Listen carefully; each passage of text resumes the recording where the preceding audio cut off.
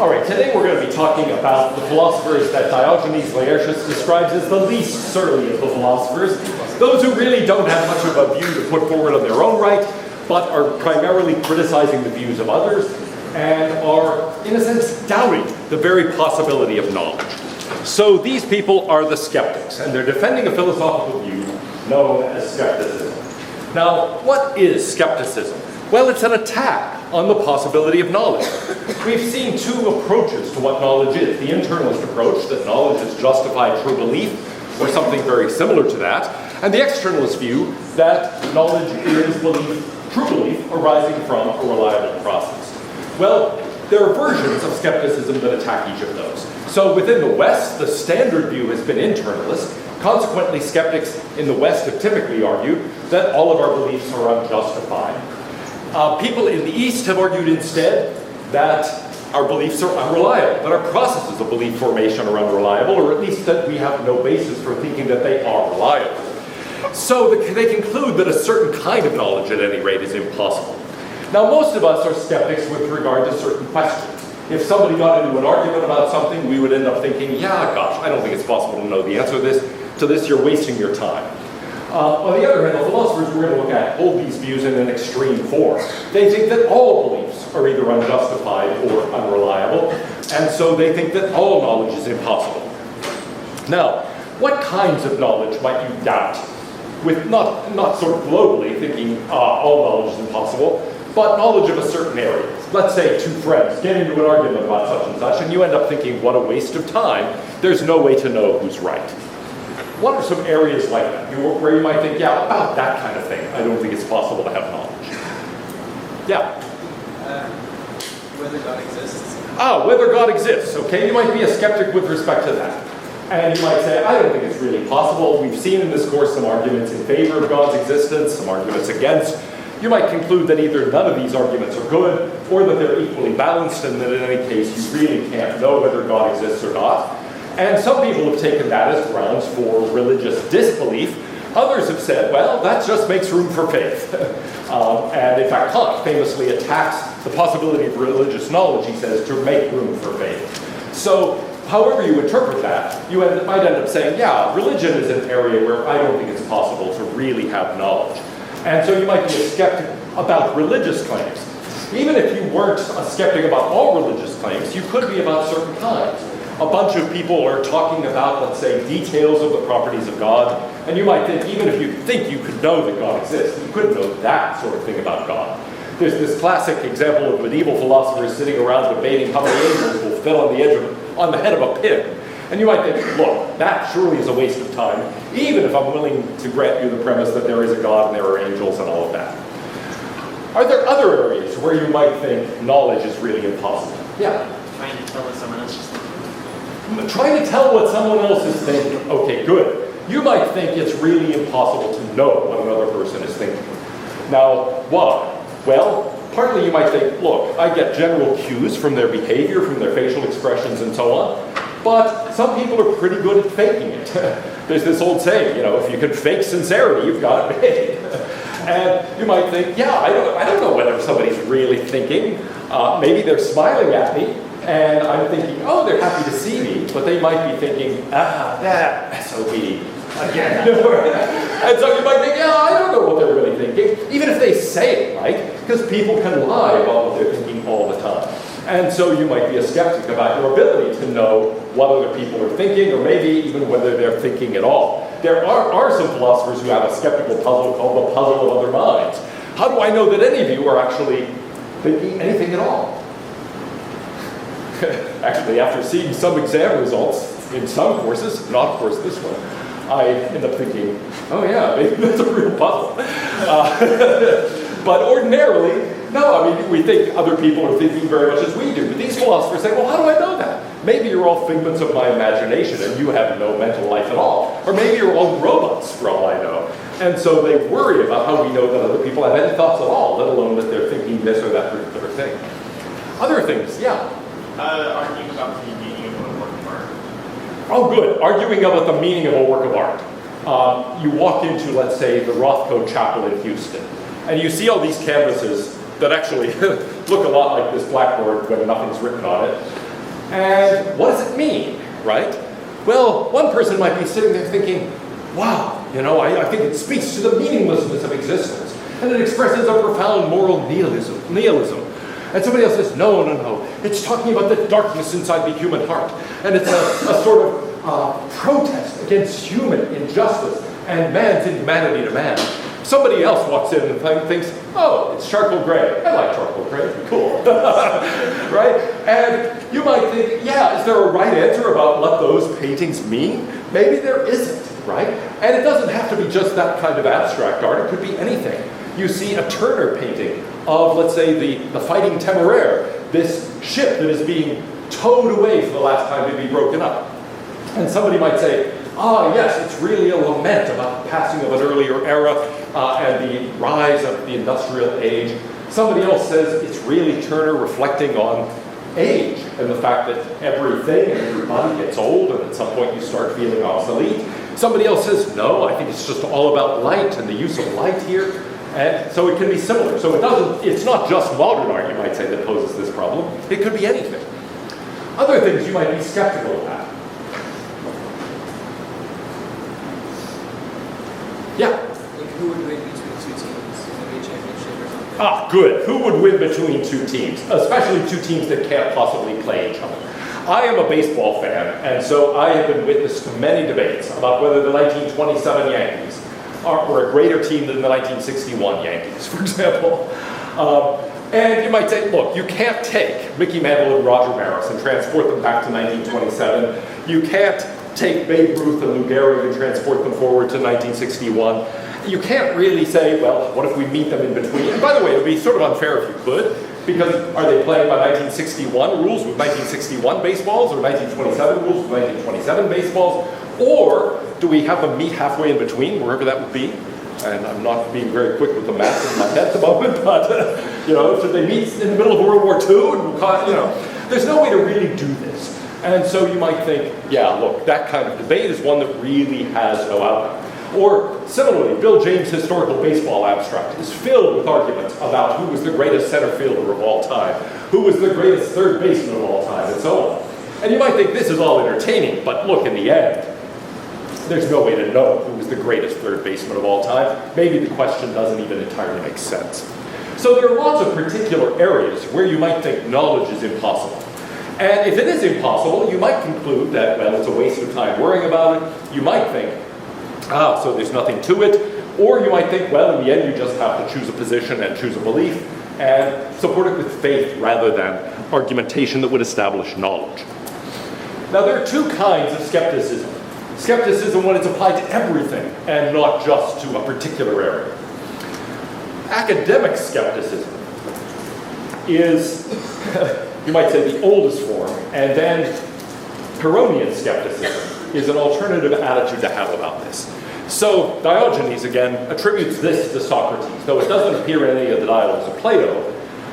Diogenes says, Socrates said, all I know is that I know nothing. Now there's something very strange about that claim, and indeed about the claim of any skeptic who says knowledge is impossible. And you say, really? You say, yes, I know it. Right? There's something wacky about that. Why?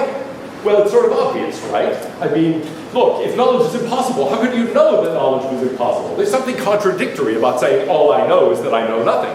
Do you know something or do you know nothing? If you know something, then it's false that you know nothing. And if you don't know anything, then it's not true that you know nothing.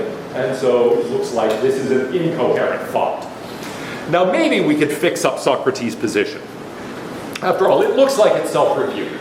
If you know nothing, how could you know that? And so there's something very strange about this, but maybe we could solve it in this way. Suppose Socrates meant, I know only this. And you're hanging there, right? Saying like, what? Well, that. This is all I know. It's like, wait, what? That. What I just said. It's a bit like the cowboy in City Slickers saying, life. Life is all about one thing. And so you say, what is it? And in the movie he says, you have to decide or something. But suppose he were an academic skeptic, he might say, life is all about one thing. And you say, what?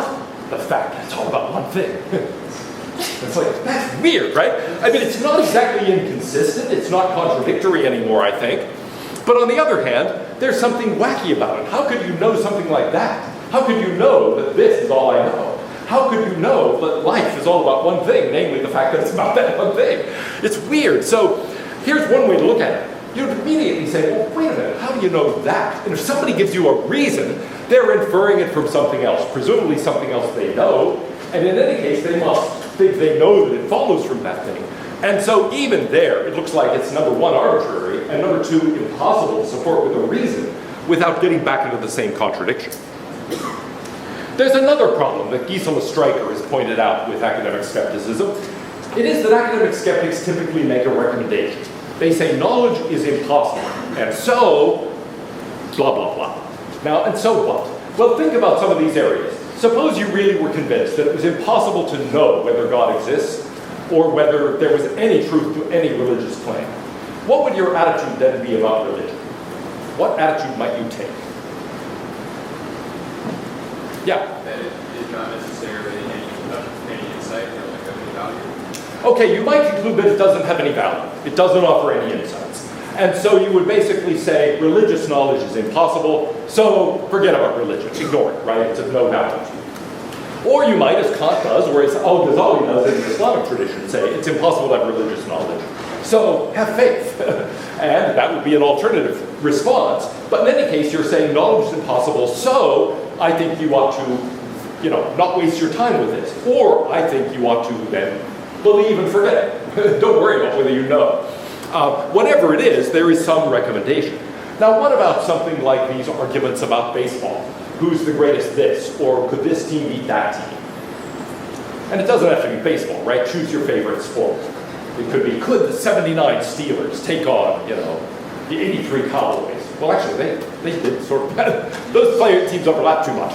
The 2016 Cowboys. Then you would get a sort of interesting debate, but you can't really put those teams together. You can't take Terry Bradshaw out of the booth and throw him into quarterback now at his current age and have really a realistic test. So what do? Well, you might conclude, so don't waste your time with those things. Or you might conclude, so, recognize this is a parlor game, this is for fun. It's impossible to actually know anything about this. There are various recommendations you could give. But here is why Stryker thinks there's something problematic. How do you get from the thesis to the recommendation? How do you get from the claim that knowledge of a certain kind is impossible to then recommending some attitude about that area of inquiry? Well, it looks like you have to think that there's an inference, that there's a connection between knowledge being impossible and whatever attitude you're recommending. But it looks like that's a claim, like if religious knowledge is impossible, then you ought to ignore religion.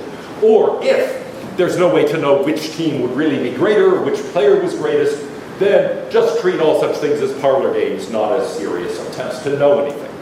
And it's plausible that there's such a connection, but notice, it looks like that requires an inference and the skeptic can't know that it follows. And so it looks as if any attempt to go from thesis to recommendation is going to rely on some idea, some claim of knowledge that the skeptic can't actually support. Well, in any event, the academic skeptic then is one who thinks they actually know that they can know nothing, and also thinks that it's possible to make a recommendation on the basis of that impossibility of knowledge. The alternative to that is Pyrrhonian skepticism.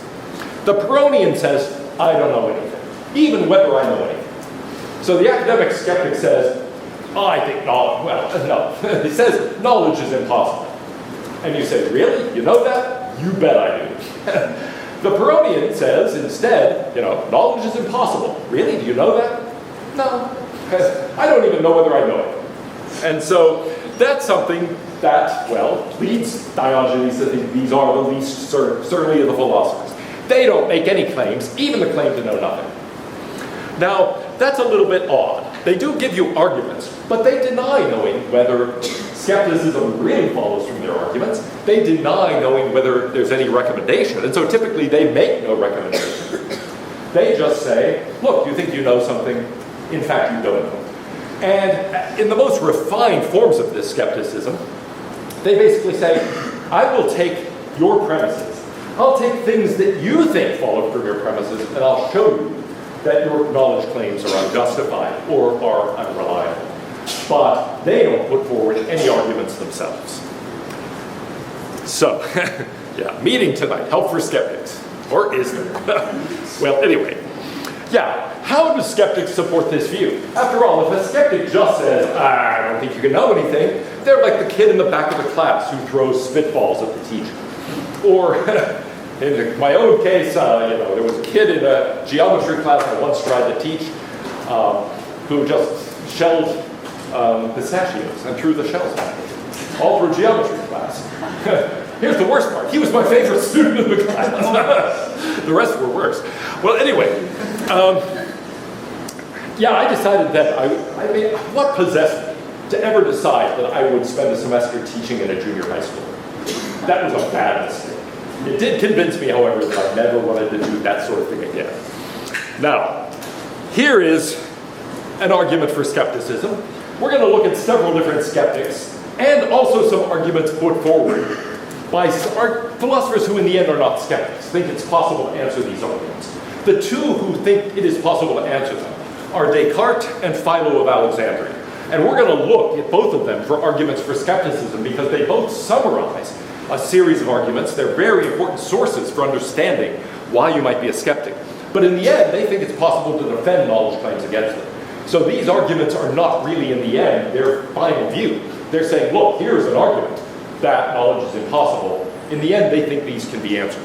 But Philo is really the first person to try to combine Greek philosophy and the Jewish scriptures. Philo was somebody who lived in Alexandria at the height of the Hellenistic period. Alexandria was a city in Egypt that had been established by Alexander the Great. It was by then the seat of the world's greatest library, and really it was the center of the intellectual community of the time. Athens had been 300 years earlier, but by this point, the center of things had moved to Alexandria. And a lot of the greatest minds of the time were there in Alexandria. Philo was, I think, a very great philosopher, though he spends much of his time giving scriptural analyses. I think he's also a very fine interpreter of scripture.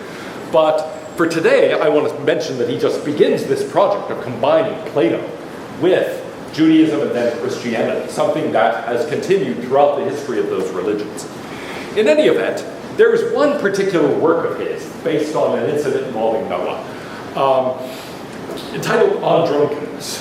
And he gives us there a series of skeptical arguments.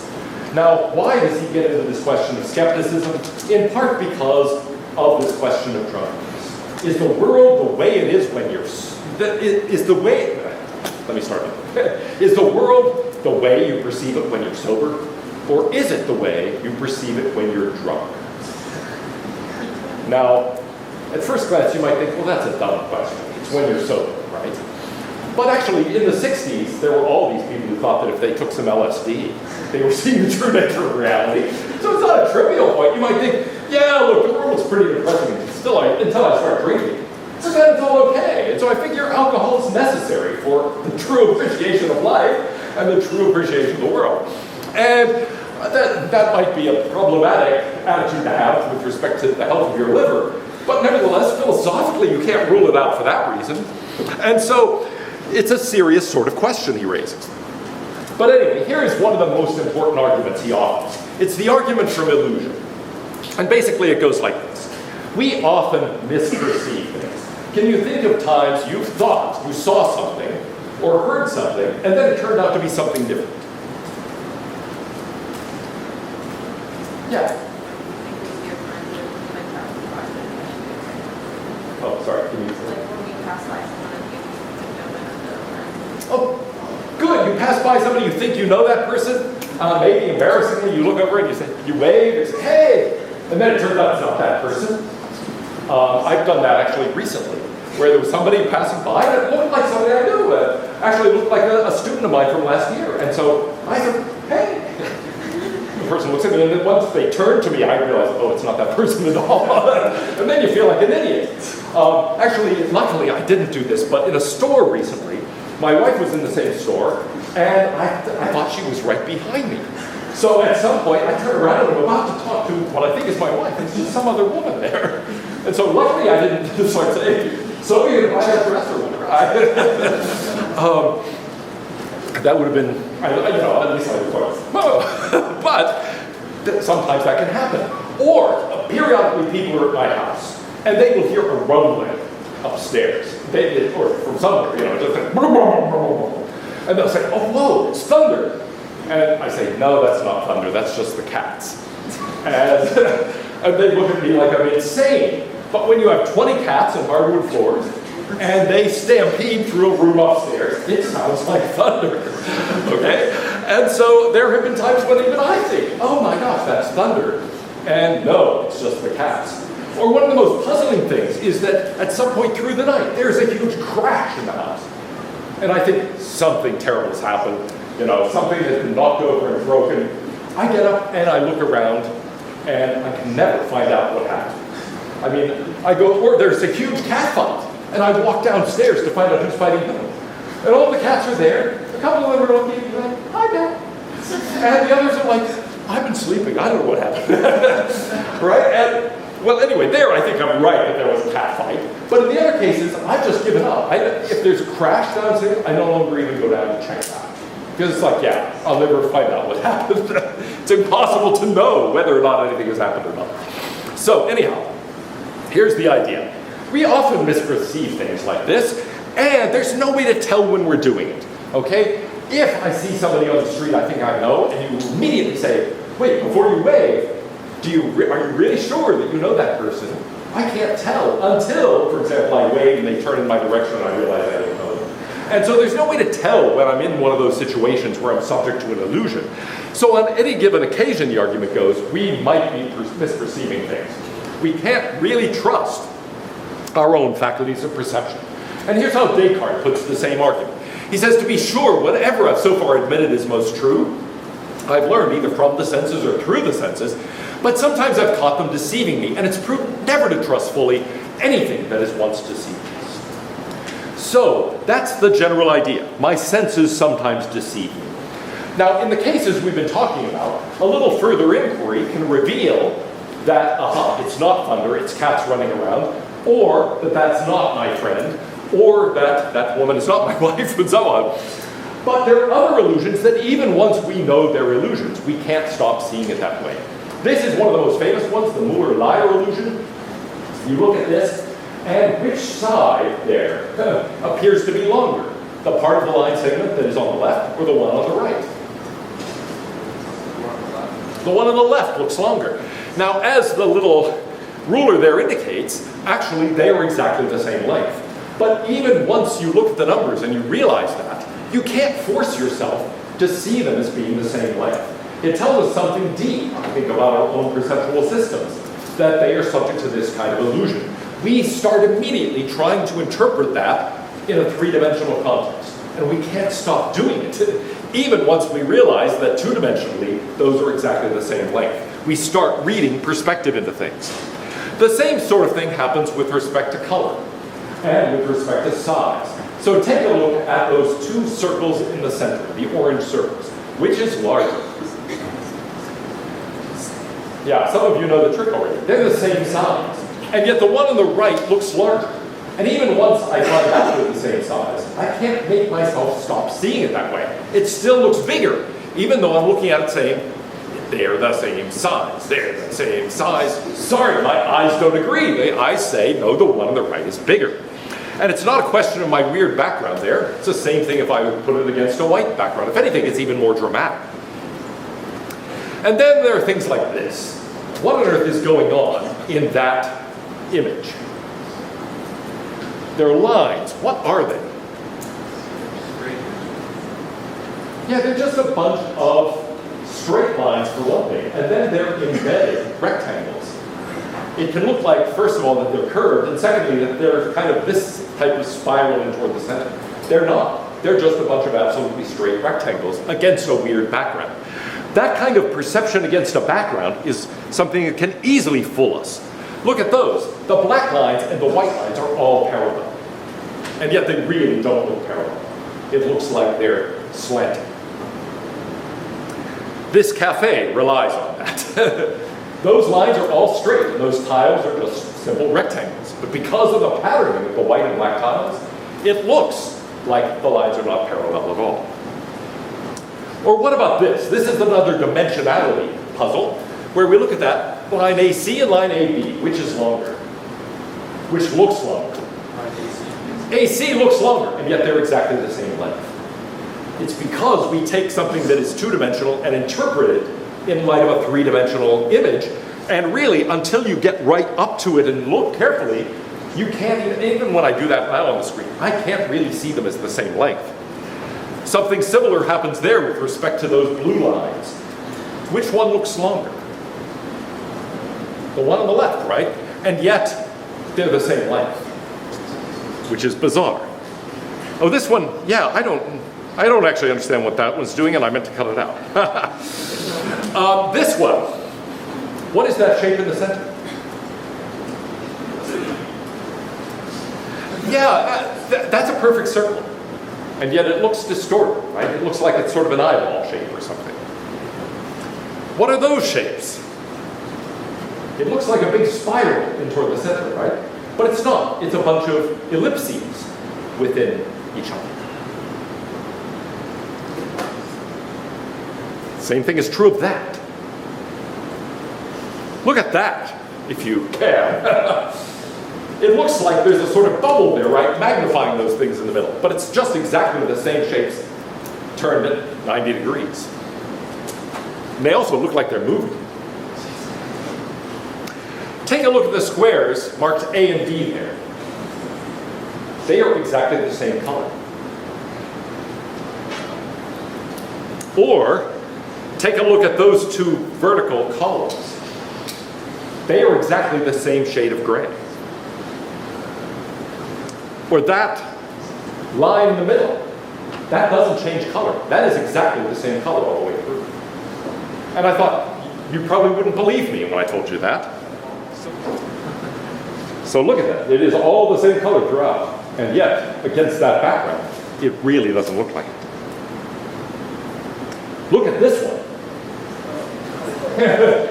Yeah, if you stare at that from the right angle, it will all look like it's starting to move.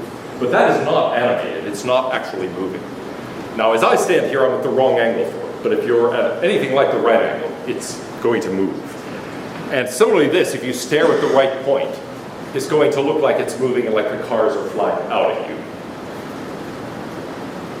That, too, is one that will look like it moves. And that one. Actually, that's going to be a lot better if I turn down the lights.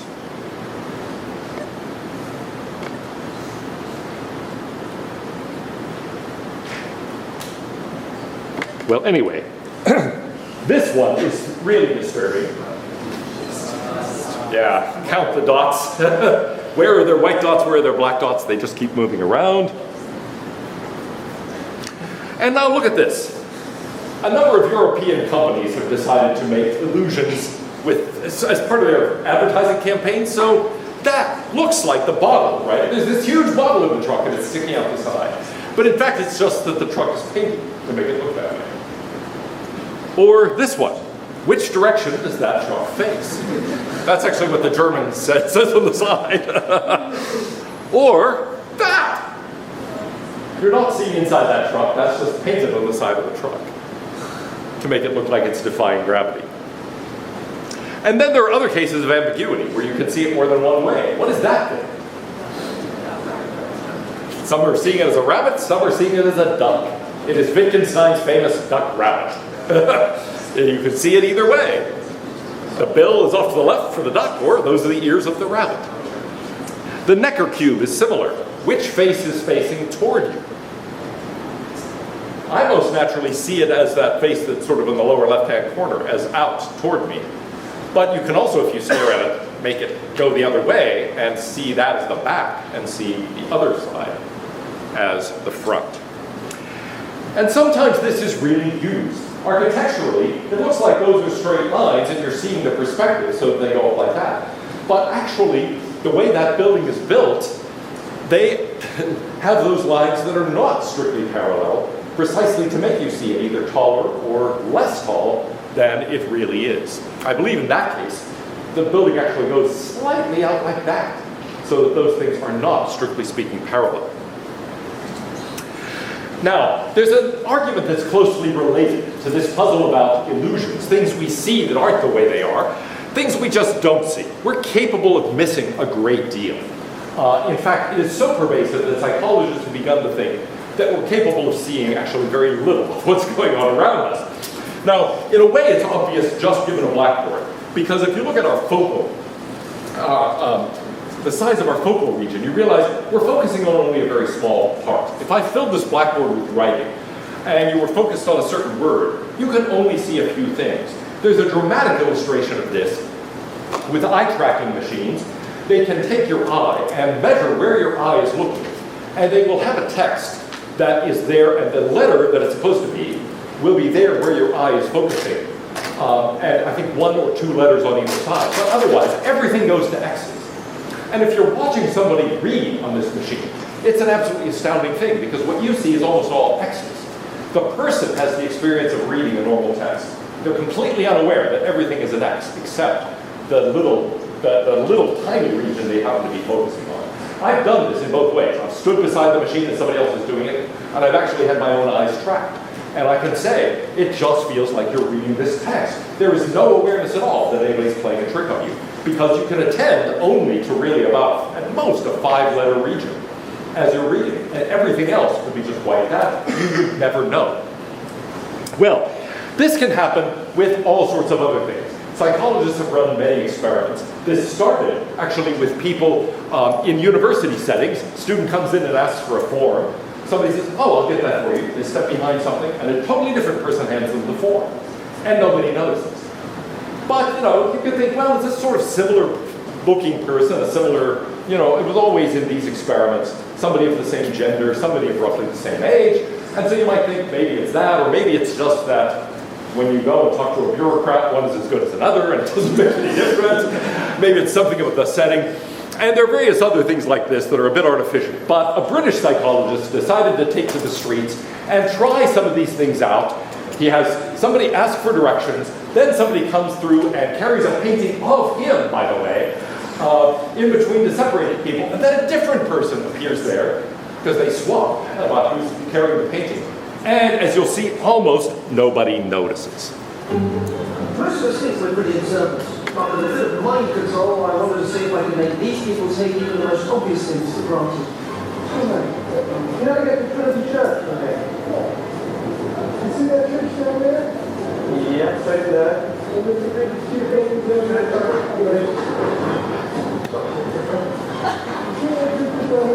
Yeah.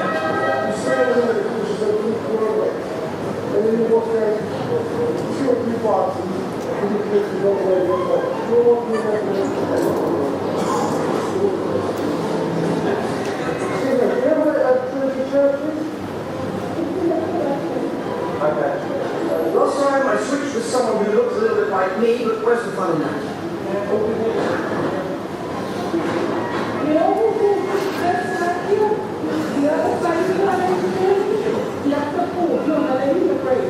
The other side. Yeah, the other side. So you don't know where it is? It's not supposed to be over in that direction. Yeah, okay?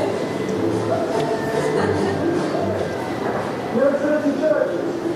Ah, fair. Oh, well, in here. It was there.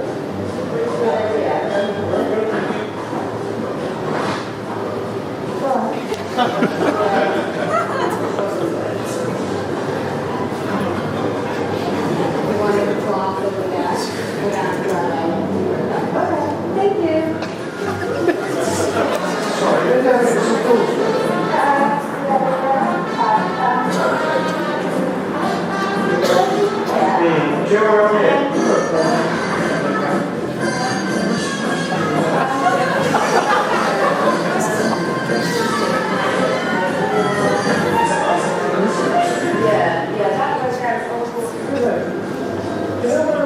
Trinity churches.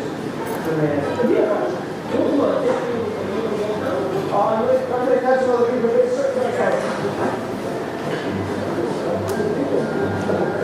Okay, what you do on Broadway? Como the numbers are going.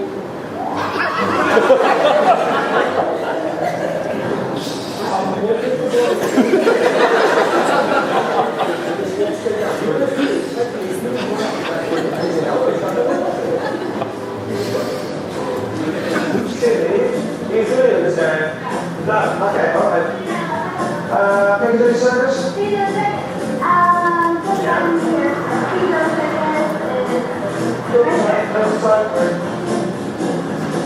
Sorry, which? Okay, so is that straight over?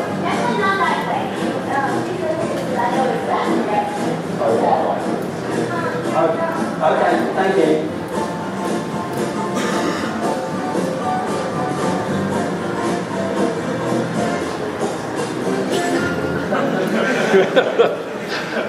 Okay, so hardly anybody actually notices these swaps.